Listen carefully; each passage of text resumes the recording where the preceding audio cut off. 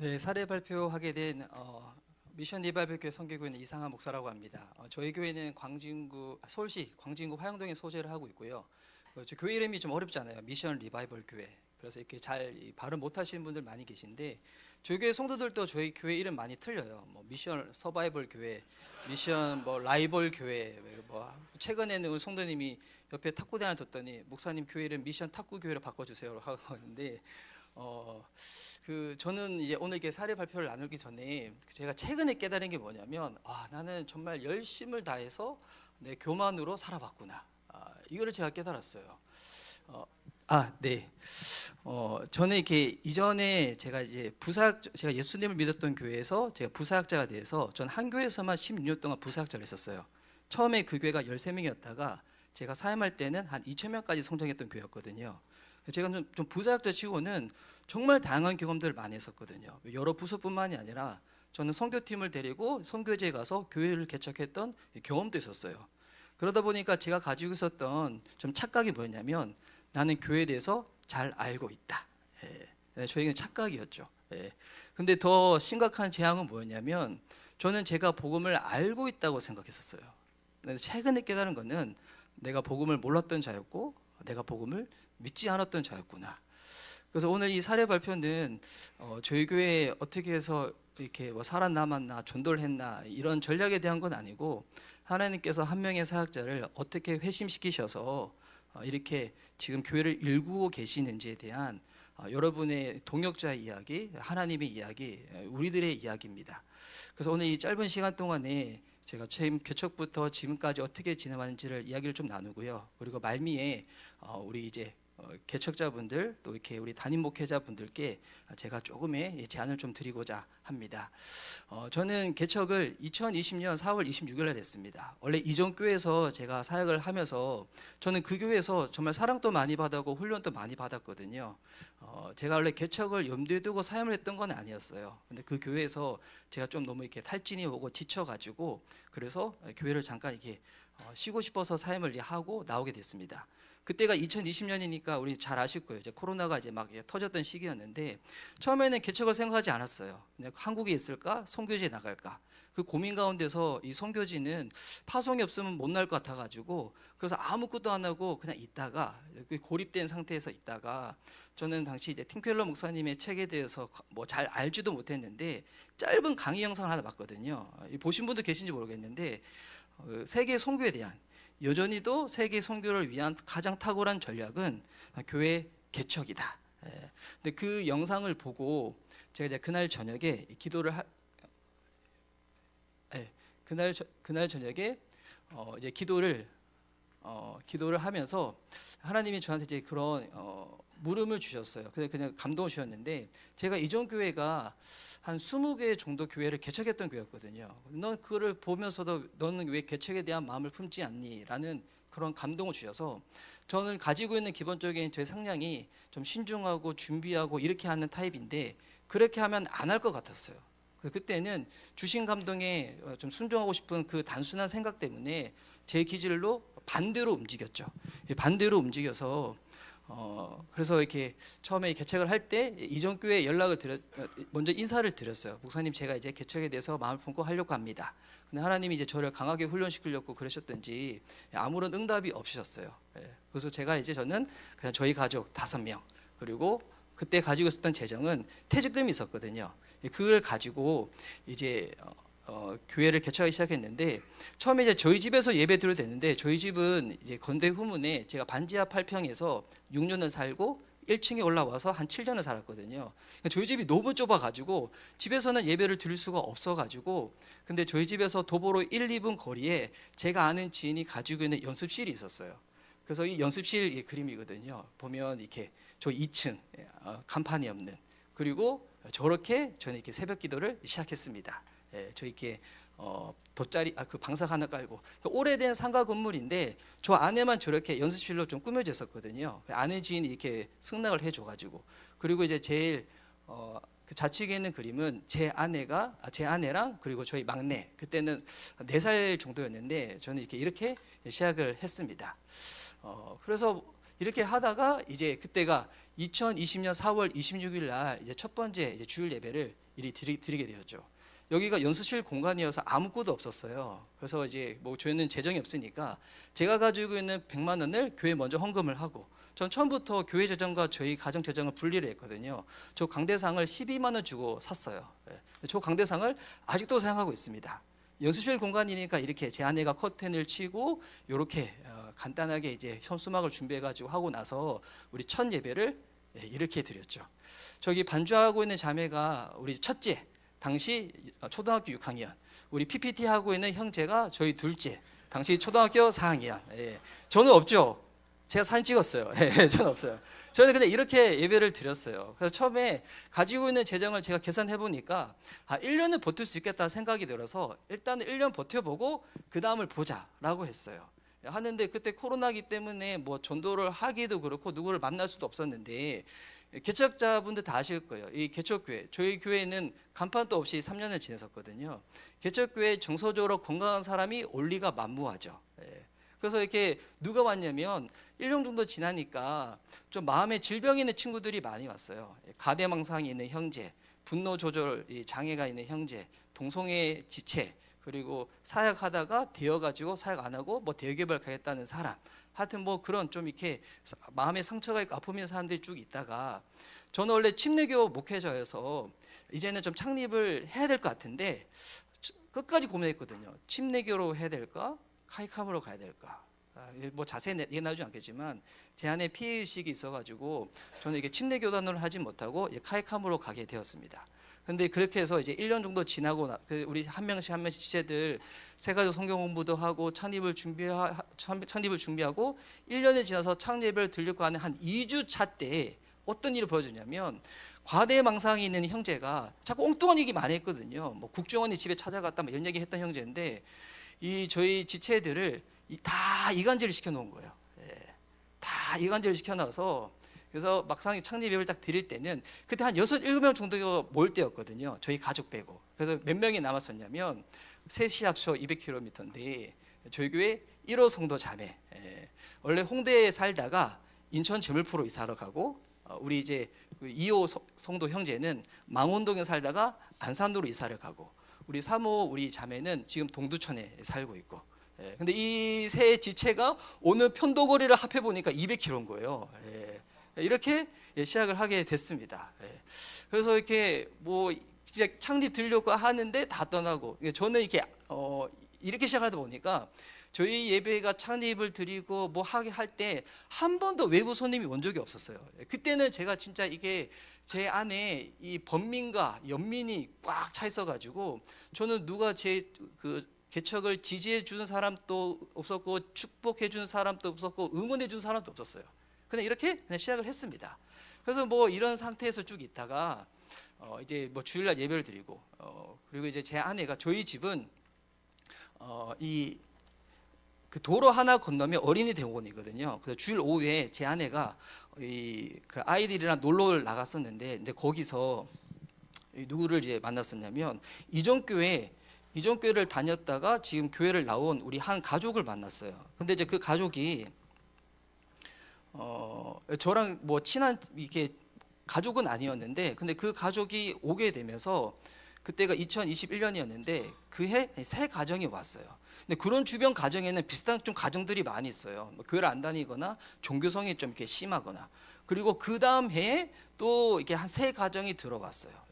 근데 그게 들어오게 되면서 이제 아이들이 생기게 된 거죠. 근데 저희는 여기 20평 남짓의 연습실 공간이다 보니까 주일학교를 따로 드릴 수 있는 공간이 없어서 어떻게 되었냐면 10시에 먼저 주일학교 예배를 드리고, 그리고 제 아내가 아이들을 데리고 가장 가까운 성도가 사는 집에 이 아이들을 데리고 가요. 거기서 이제 2시간 정도 이렇게, 제 아내가 미술이 전공이어서 자체적으로 활동을 하고, 제가 성인들 이게 우리 청년들 예배 드리는 동안에 이제 축도할 때쯤이면 다시 돌아오고, 이렇게 한 2년을 했었어요. 2년을 하고, 그래도 이제 아이들이 있고 성도들이 있으니까 처음으로 뭐 수련회도 가고, 그리고 뭐 체육대회도 하고 그랬던 찰나에 그래도 이렇게 성도들이 있으니까 참 좋았었죠.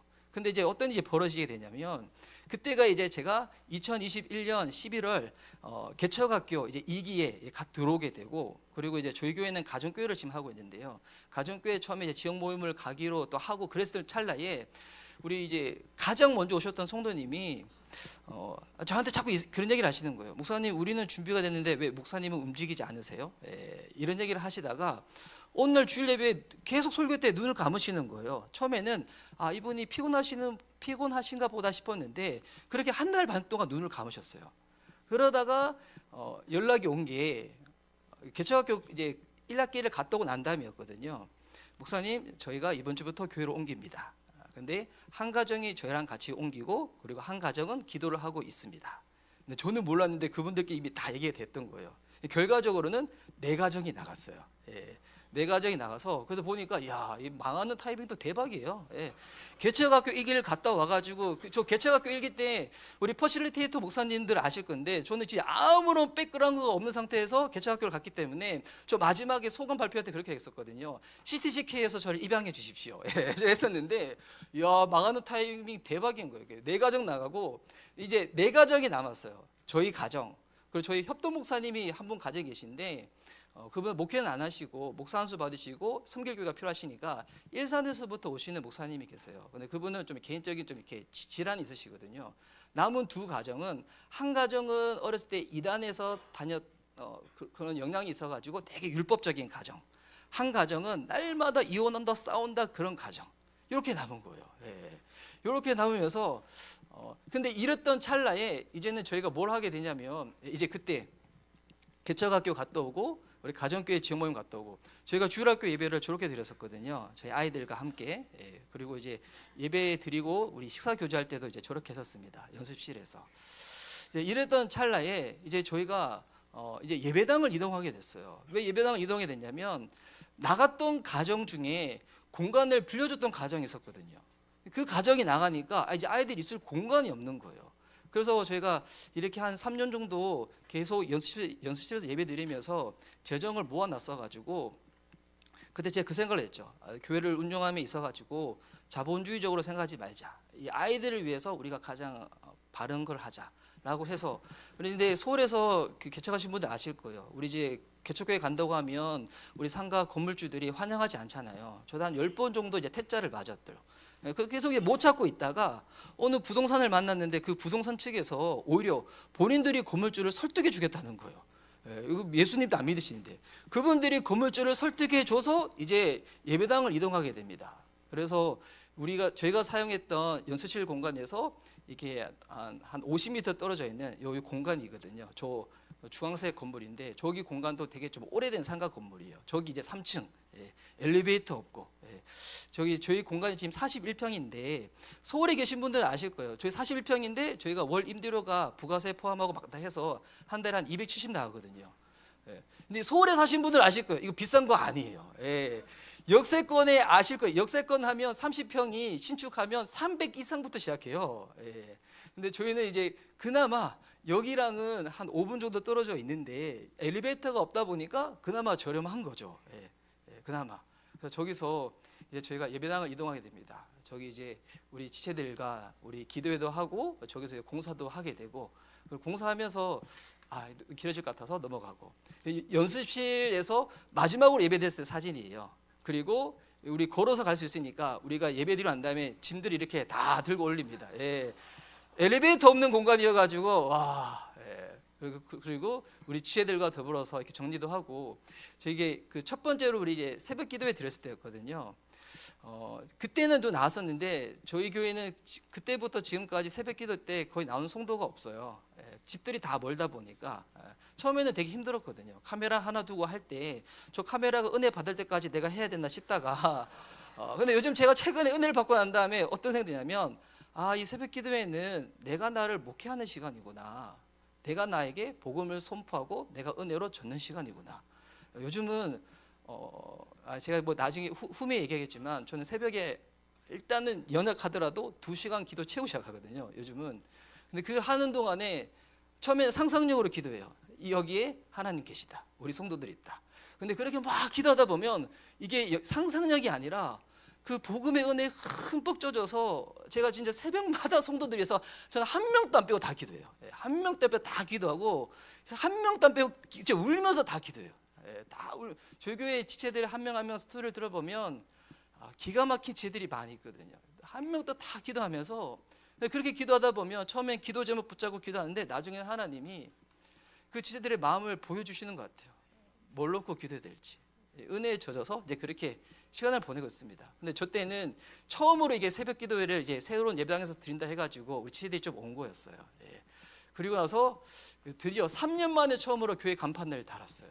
예. 교회 간판을. 예. 그리고 이제 저렇게 의자도 깔고, 저 의자도 감사하게도 저희 교회 성도님이 아니라 다른 교회 안수 집사님이 저희 소식을 듣고 이렇게 헌물해 주신 거였고, 그리고 다른 교회에서 오셔서 또 이렇게 신방도 해주시고 응원도 해주시고 이랬던 찰나에 여러분 아실 거예요. 교회 성도들이 나가면 나가는 것뿐만이 아니라 남아있는 성도들의 분위기가 어떤지 아시죠?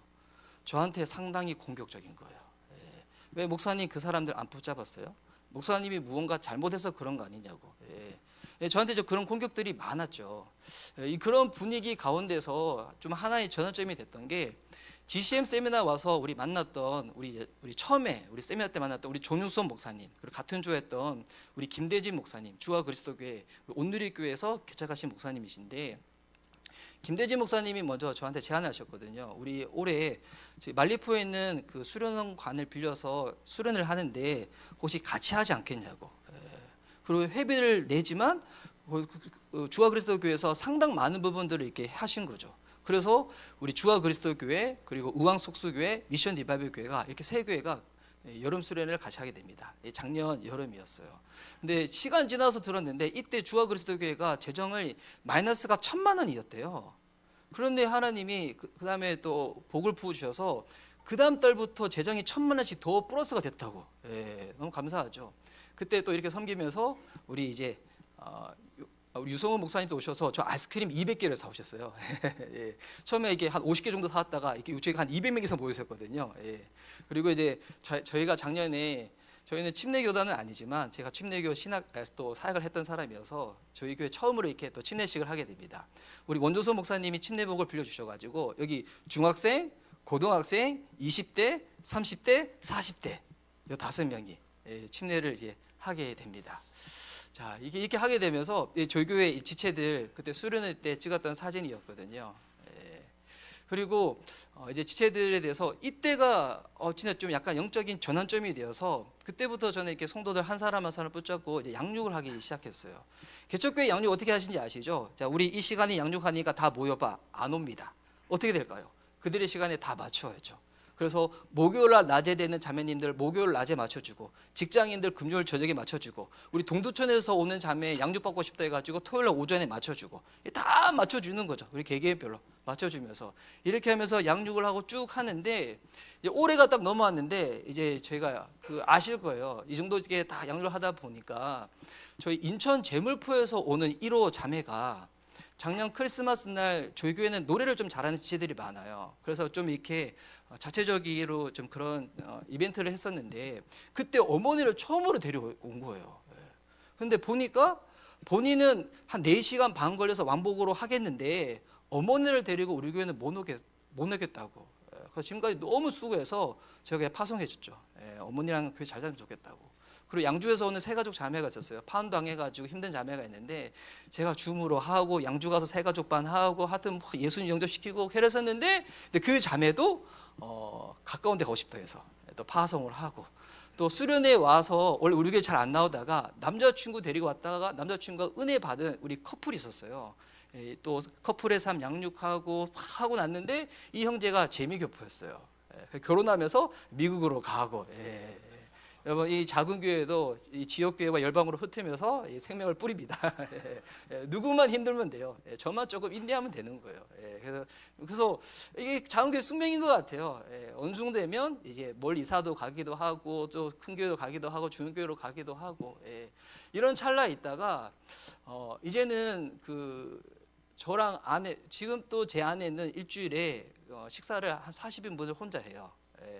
20개 김밥을 많으니까 하나님이 20명 보내주시고 30개를 많으니까 30명 보내주셔가지고 지금 또 이렇게 주일날 혼자서 이제 그렇게 하고 있는데, 이제는 교회 리더를 세워야 될 것 같아가지고 처음으로 리더를 세우게 됩니다. 이렇게 리더를 세우게 되는데요. 개척교회 리더들은 여러분 이미 기성교회 리더들만큼의 수준이 되지는 않습니다. 하지만 본인들이 마음이 있으면 이렇게 제가 제가 이들을 세우면서 그 얘기했었거든요. 여러분은 제 사역을 도와주는 사람이 아닙니다. 제가 여러분의 사역을 도와주겠습니다. 여러분, 그 저희 교회는 새가족반 할 때 그 물어보는 질문 중에서 그걸 물어봐요. 우리 교회 주인은 누구냐고. 작년에도 헌금을 제가 제일 많이 했거든요. 우리 교회 주인 누구냐고. 예수님이라고. 처음에 대답해요. 한 분도 물어봐요. 우리 교회 주인 누구냐고. 이 대답 잘해라고. 앞으로 우리 교회 신앙생활 잘하면 예수님이라고. 왜 물어보냐면 저를 견지하라고 그렇게 하는 것이 아니라 저는 정말 이렇게 소망하는 바는 아까 이규현 목사님 강의했던 것처럼 저희 목자님은 저랑 전 똑같다고 생각해요. 우리 함께 일구어가고 역할만 다를 뿐이지 전 단임 목회자 영성만큼 성장했으면 좋겠다. 나는 지역교회 목회자지만 우리 목자들은 더 탁월한 우리 평신도 사역자가 돼서 우리 강의도 나가고 그렇게 할 수 있는 목양자가 되었으면 좋겠다. 그래서 이렇게 우리 목자들과 이렇게 또 우리 어린이부, 청소년부 또 섬기시는 협동 목사님 이렇게 하게 됩니다.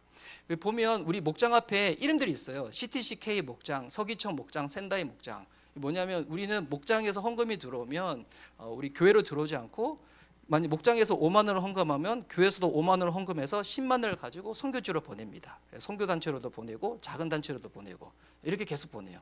이 하나의 이 목장이 정말 하나의 교회가 될 수 있도록 그렇게 하기 위해서 그렇게 하고 있거든요. 그리고 이제 작은 교회지만 저희 교회는 절기 헌금도 지금까지 다 흘려보냈어요. 다 흘려보내고 예배당 이사하기 전에는 처음 없을 때부터 1년에 들어오는 그 수입의 11조를 따로 모아서 다 흘려보냈어요.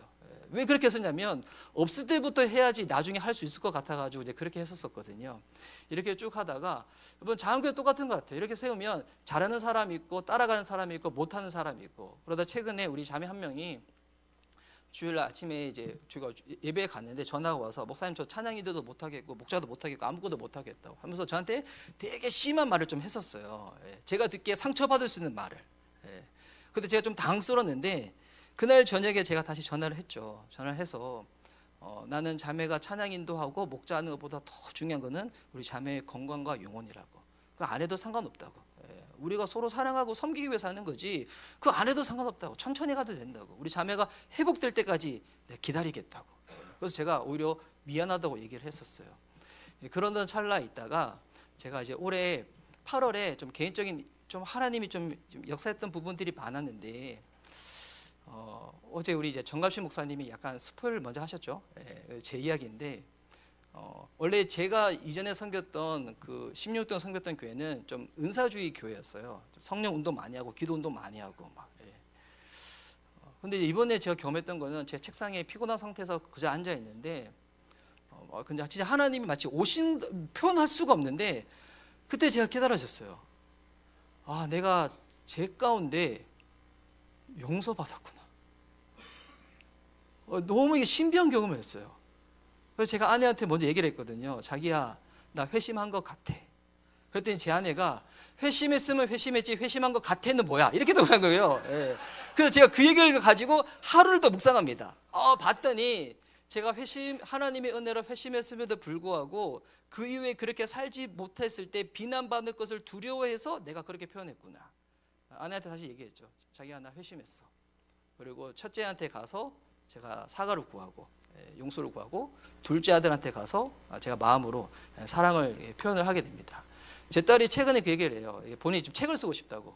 고등학생이 됐더니 아빠가 생겼어요. 제 아내가 재혼한 게 아니라 진짜 주님의 은혜로 그런 일들이 좀 벌어지고 있는 것 같습니다. 그래서 그때 그 은혜를 가지고 저희 이제 예배 시간에 저희 성도들한테도 회심 간증을 나눴었죠. 제가 봤더니 제 안의 중심이 주님이 아니었어요. 복음이 아니었어요. 저는 열등감에 놓였고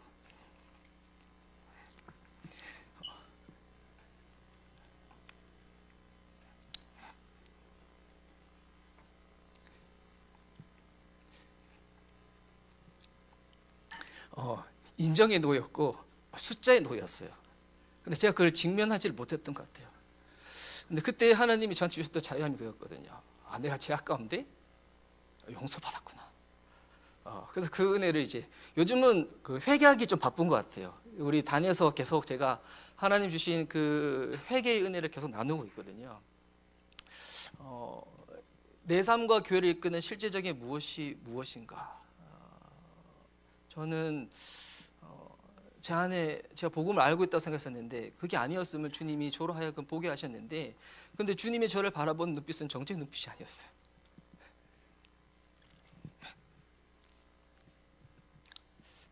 근데 그 부분을 인정하고 그 부분이 어떻게 복음 안에서 주님께서 저를 새롭게 하시는지를 깨달으면서 요즘은 정말 너무 자유롭고, 그리고 그 마음으로 저희 교회는 제가 설교가 탁월하지도 않거든요. 오히려 저희 교회 성도들은 제 안에 밥 먹으러 와요. 저 진짜 깨달은 거는 따뜻한 밥 한 끼가 설교자의 설교보다 더 큰 위로를 줄 수도 있구나. 제 설교를 봤는데 욕심과 과욕이 꽉 차 있는 거예요. 와, 이거 얼마나 회개하게 되든지. 그래서 지금 저희 교회는 지금 저희 교회 이제 민낯이 어떠냐면, 보시다시피 저희 교회는 지금 4개의 목장이 있고 청소년부, 어린이부가 있습니다. 우리 하나의 목장은 저랑 우리 아내가 섬기면서 우리 비신자들, VIP들을 계속 초대를 하고 있어요. 그리고 이제 올해 여름에 우리 여름 성경 했을 때 모습이고, 우리 청소년들과 주일 예배 드리고 대학로에 연극 보러 갔을 때였고, 저 밑에 사진은 노진산 목사님 오셨을 때고, 우리 그 다음 사진은 원종선 목사님 오셨을 때인데, 근데 이거 개척교회는 좀 특이한 게 외부 강사님이 오면 기존 성도들이 오히려 결석률이 더 많아요. 너무 신기해. 그 외부 강사님 부르기가 너무 무서워. 외부 강사님 부르면 짠 것처럼 오히려 더 안 와요. 이런 게 있는데, 이제 지금 저희 교회는 이게 개척교회다 보니까 아직까지 이게 뭐 기준이 애매한데, 지금 전체적으로 등록한 사람들은 나이대별로 이렇게 되고, 이번에 한번 해봤어요. 출석은 이렇게 되고, 지금 주일날 평균 출석은 한 35명에서 40명 하고 있어요. 우리 청소년, 어린이 포함해가지고. 아직 정말 이렇게 예배에 대해 개념이 없어가지고 왔다 갔다 하는 지들도 많이 있거든요.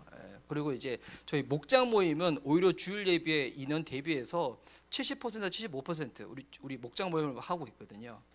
오지 못하는 지체들은 정말 집이 먼 지체들이 있어요. 우리 양주에서 사는 지체, 동두천에서 사는 지체, 그리고 부천에서 사는 지체, 안산에서 사는 지체. 우리 이제 3주 전에 왔던 세 가족은 또 이 길을 따라가려고 하는지 금천구 시흥동에서 오는데 대중교통으로 1시간 40분을 타고 온대요. 이 기름 부으심 언제까지 할지 모르겠는데 하여튼 이렇게 와요. 보니까 밥 먹으러 오는 것 같아요. 밥이 좋아가지고. 저희 교회 그래도 그 다음 꿈꾸는 꿈이 있습니다. 어떤 꿈을 꾸고 있냐면, 교회가 교회를 낳는 진짜 꿈을 꾸고 있습니다. 제가 저희 교회의 핵심 가치는 복음이고, 이 복음을 누리고 행하고 전하기 위해서 우리 교회는 가정교회가 되기를 원하거든요. 복음 중심적인 영적인 가족 공동체. 이게 저희 교회 지금 첫 번째 제 기도 제목이에요. 한 영혼 회복해서 하나님 나라 부흥하고 싶은데 이렇게 됐으면 좋겠다. 그리고 5년 뒤, 10년 뒤 부분은 제가 이전 교회에서 그 매주 보고서 쓰고 매주 했던 교회여서 제가 목표 정하는 거에 대해서 약간 트라우마가 있었어요. 근데 지금은 어떤 걸 갖고 있냐면, 이거는 이루어지기 위함이 아니라 방향성이니까 아직 우리 교회 성도들이 어려요. 근데 5년 뒤에는 분리개척을 좀 선포할 수 있는 교회가 됐으면 좋겠다. 그리고 10년 뒤에는 실제적으로 분리개척을 할 수 있는 교회가 됐으면 좋겠다. 요즘 기도하고 있는 거는 교회에서 사역자를 키우고 싶다는 마음이 있어요. 사역자를 키워서 나중에 그렇게 준비되어지면 얼마나 아름다울까. 뭐 재정도 없고 아무것도 없는데 뭐 꿈꾸는데 세금 드는 거 아니잖아요. 그래서 그렇게 하고 있습니다. 그래서 뭐 시간이 많이 가서 이런 부분들은 다 그냥 넘기겠습니다. 그냥 이렇게 우리 교재에 있으니까 한번 보시면 되고요. 우리 MH 사역자분들, 저도 이렇게 MH잖아요. 우리 이제 저도 처음에 분리개척하시는 목사님들 볼 때 진짜 너무 부러웠어요. 솔직하게. 진짜 너무 부러웠어요. 너무 부러웠는데, 근데 복음의 여정은 각각 다른 것 같아요. 왜 하나님이 이 길을 허락하셨는지 계속 걸어가면서 더 이해하게 되는 것 같아요. 이거 정말 쉽지 않아요. 이 뭐 셀프 가스라이팅 해서 되는 것도 아니잖아요. 근데 이게 그냥 구호라도 외쳐봤으면 좋겠는데, 사촌이 땅을 사도 배 아프지 않는 것이 성령 충만인 것 같습니다. MH 사역자분들 힘내시기 바랍니다. 그리고 우리 교회를 갱신하기 원하시는 분들은 준비된 사역자가 있으면 분리개척을 정말 건강하게 잘했으면 좋겠고요. 마지막 내용 이게 하나 나오겠습니다. 저희가 연습실에서 예배 드릴 때 저희 1층에 오래된 벽면이 있었어요. 제 아내가 거기를 벽화를 그렸어요. 그때 이제 연습실에서 우리 이제 뭐 연습하는 배우들과 함께 들었었는데, 우리 교회 지체들은 아니었어요. 근데 그때 아내가 여기 이름 문구를 적었거든요. 뾰족해도 꽃은 핀다. 예. 저는 개척하면서 처음에는 제 상황이 뾰족하고 개척교회 오는 성도들이 뾰족하다고 생각했었어요. 근데 요즘은 정말 깨닫는 것은 가장 뾰족한 것은 저였어요. 근데 너무 놀라운 것은 뭐냐면 뾰족한 가시나무에도 우리 주님은 꽃을 피우십니다. 놀랍죠?